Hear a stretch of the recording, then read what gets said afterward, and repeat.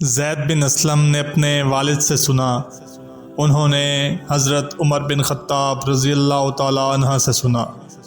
آپ نے فرمایا کہ میں نے ایک گھوڑا اللہ کے راستے میں جہاد کے لیے ایک شخص کو دیا، جسے میں نے وہ گھوڑا دیا تھا اس نے اسے دبلا کر دیا، اس لیے میرا ارادہ ہوا کہ اس سے اپنا وہ گھوڑا خرید لوں۔ میرا یہ بھی خیال تھا کہ وہ شخص وہ گھوڑا سستے داموں پر بیچ دے گا، لیکن جب میں نے اس کے بارے میں نبی کریم صلی اللہ علیہ وآلہ وسلم سے پوچھا تو آپ صلی اللہ علیہ وآلہ وسلم نے فرمایا کہ تم اس گھوڑے کو نہ خریدو، خواہ تمہیں وہ ایک ہی درہم میں کیوں نہ دے دے،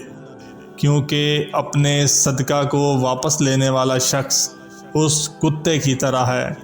جو اپنی ہی قے خود چاٹتا ہے، لہذا میں اپنے اس عمل سے باز رہا۔